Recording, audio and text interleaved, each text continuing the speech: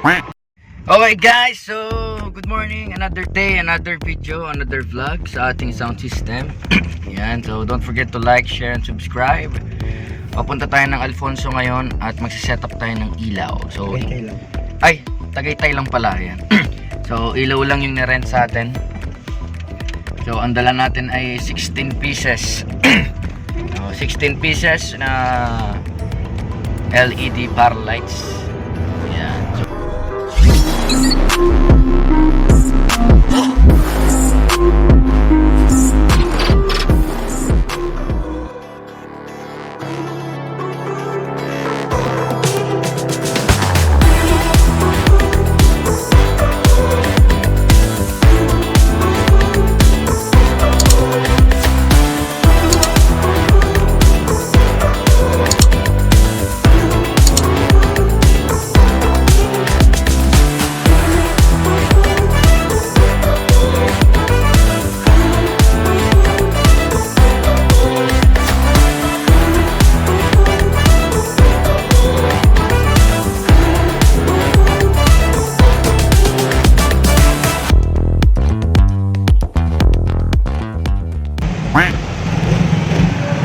Okay, so guys, nandito na tayo sa Olivares College. Ayan, so meron na kasi silang existing na lights and sounds. So parang dagdag lang tayo. So makikipag-coordinate tayo mamaya sa tech nila kung paano gagawin natin, kung i-connect natin or sarili tayo mag-control. Pero kasi kailangan din natin i-coordinate yung mismong flow. So mas maganda siguro connect na lang nila sa kanila, sila na mag-control, no?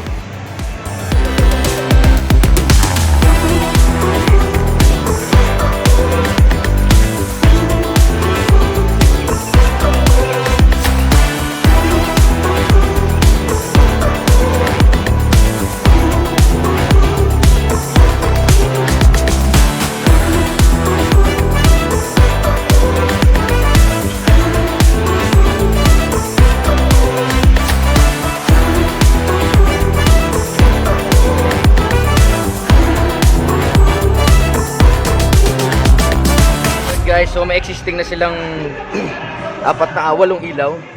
Additional lang sa atin. Ayan. So dito pa sa forward. So napansin nyo medyo madilim yung stage nila. Sa app sila nagpadagdag. So ang gagawin natin dyan is 6 yung setup natin dyan. 6 na ilaw. 2 COB. 4 na LP001. Diyan na din sa kabila. And then maglalagay tayo ng backdrop lights doon. Kulang tayo ng 4 na backdrop lights. So yun. Let's go.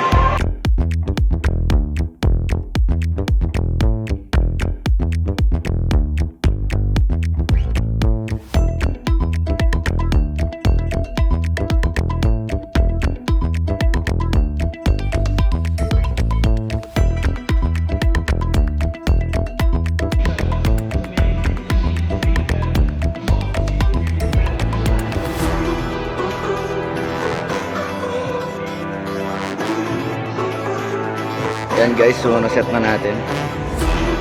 1, 2, medyo natagalan tayo sa stage, no? Meron pa sila dito sa taas. Tingin na natin.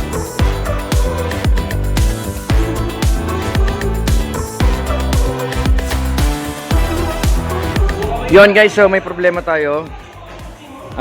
Magkaiba ng para siyang channel pero magkaiba sila ng command. So, yung RGB niya magkaiba dun sa controller. So, ang ginawa natin, bukod na lang natin ng DMX tong atin. Ayan. So, magiging 2 DMX to. Isang backdrop, isang ano. Hindi na ako magpapalit ng... Kasi 2 channel na dun eh. 2 channel na dun. So, para hindi tayo malito, 2 DMX. So, yun. At medyo komplikado rin yung ating wireless. So, mag-wire na lang tayo. Buti na lang mahaba yung wire natin from here to there. Ayan. Ayan guys, so ito yung ating sa spotlight. Ayan. Ayan, liwanag niya, no? Boom. Okay, tapos ito yung ating sa backdrop lights. Ayan. Yan, itong isa nasa taas, sinasir mo ko control niya. Tayo yun doon sa baba. Yan. Liwanag, oh. Lakas ng ating light.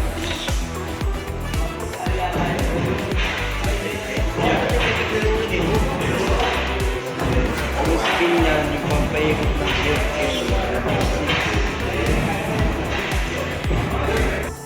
Yan guys, so ganyan tayo mag-set ng ilaw.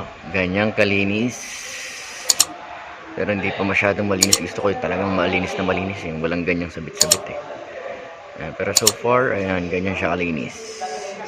Kesa sa sabit-sabit. Mga ganito, ayan, sabit-sabit. Oh, pangit siya tingnan, di ba? Okay, ganito malinis. Okay, so all set na. Waiting na lang na ang ating mag-start yung ating program.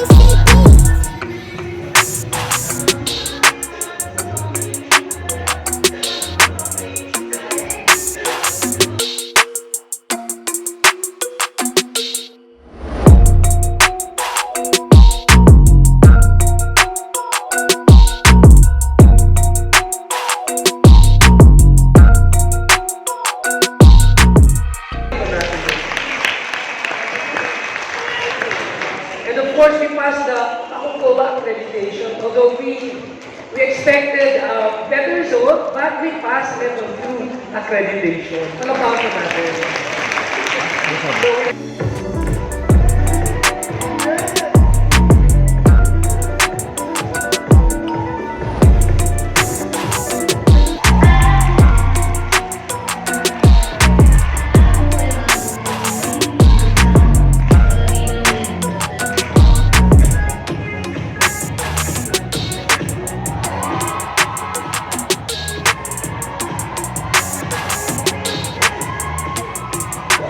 MTCP.